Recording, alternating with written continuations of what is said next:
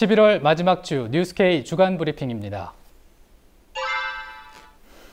지난 22일 서거한 김영삼 전 대통령의 장례가 사상 첫 국가장으로 어제 국회에서 거행됐습니다.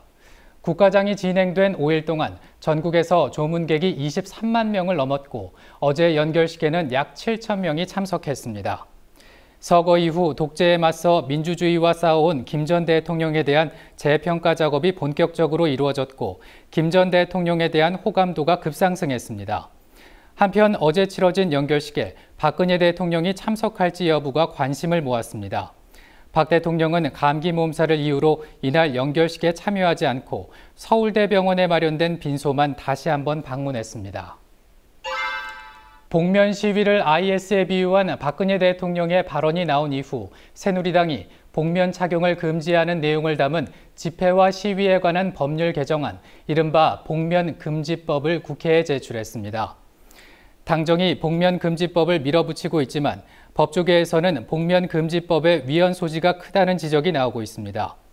집회 시위 현장에서 마스크만 써도 처벌하도록 하는 것은 헌법이 보장하는 집회 시위의 자유를 과도하게 위축시킬 수 있기 때문입니다.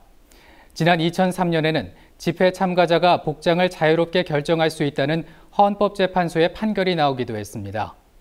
복면금지법을 둘러싼 논란이 커지고 있지만 김현웅 법무부 장관은 오늘 기자회견을 열고 복면을 쓰고 폭력을 행사할 경우 처벌 기준을 대폭 강화하겠다고 밝혔습니다.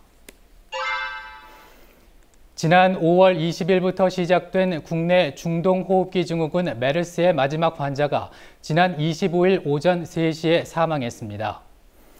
암의 일종인 악성 림프종을 앓고 있던 이 환자는 앓고 있던 림프종이 악화돼 결국 사망에 이르렀습니다. 유가족들은 메르스로 인해 격리 치료를 받는 과정에서 암에 대한 적절한 치료를 받지 못해 암이 악화돼 사망했다고 주장하면서 치료를 소홀히 한 게 아니냐는 논란이 일고 있습니다. 한편 연합뉴스가 이 환자의 사망 소식을 전하면서 드디어 메르스가 종식됐다는 식의 보도를 내 또 한 번 기레기 논란이 일었습니다. 대통령 조사를 배제하지 않기로 한 세월호 특조위원회 결정을 두고 정부 여당의 반발이 거세지고 있습니다. 오늘 국회 예산결산특별위원회 소위에 참석한 예결위 여당 간사인 김성태 의원은 특조위를 정치 세력으로 칭하면서 예산을 줄 수 없다는 입장을 강조했습니다. 세월호 특조위는 지난 23일 사고 관련 대통령과 청와대의 지시 대응 관련성이 있을 경우 대통령에 대한 조사를 배제하지 아니한다고 의결했습니다. 이에 앞서 대통령 조사를 반대해온 여당 추천위원 4명은 회의 도중에 사퇴하겠다면서 퇴장했습니다. 세월호 참사 유가족들과 시민들은 어제 특조위 앞에서 집회를 열고 정부와 특조위 여당 추천위원들이 조사를 방해한다고 비판했습니다. 중고등 역사 국정교과서의 지필진이 원래 계획보다 많은 47명으로 최종 확정됐습니다. 국사편찬위원회는 일정이 짧다는 지적이 있어 계획보다 지필진 수를 늘렸다고 밝혔습니다.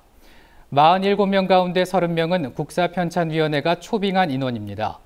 공모를 통해서는 애초 계획인 25명보다 적은 17명이 선정됐습니다.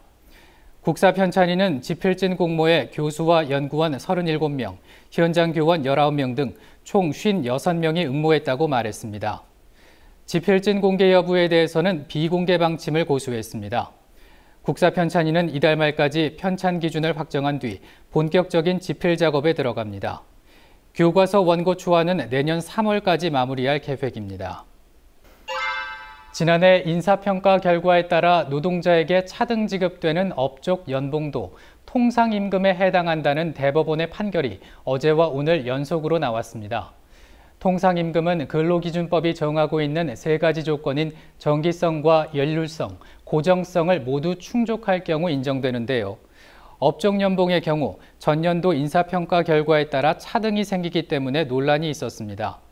이에 대해 대법원 재판부는 근무 성적은 업적 연봉을 산정하는 기준일 뿐 지급 조건이 아니라고 판단했습니다. 업적 연봉이 인사평가 결과에 따라 달라지기는 하지만 노동자가 조금이라도 일을 하면 지급이 확정된 것이기 때문에 통상임금으로 봐야 한다고 대법원은 판단했습니다. 대법원의 이번 판결은 차등 지급을 이유로 각종 수당을 통상임금에서 제외했던 관행에 제동을 걸었다는 점에서 의미가 있습니다. 교육감직선제가 위헌이 아니라는 헌법재판소의 판단이 나왔습니다. 한국교원단체 총연합회와 학부모 등은 지난해 8월 교육감직선제가 교육의 자주권을 침해한다면서 헌법소원을 냈습니다. 헌법재판소는 어제 재판관 전원 일치 의견으로 이 사건을 각하했습니다. 헌재는 교육감직선제가 교총과 학부모의 교육받을 권리나 자녀 교육권 등 기본권을 침해할 가능성이 없다고 지적했습니다. 또 교육감 선출이 주민의 직접 참여를 규정할 뿐이라며 교총과 학부모들에게 의무를 부과하거나 권리를 박탈하는 불이익을 주지 않는다고 강조했습니다. 지금까지 뉴스K 주간 브리핑의 정승조였습니다.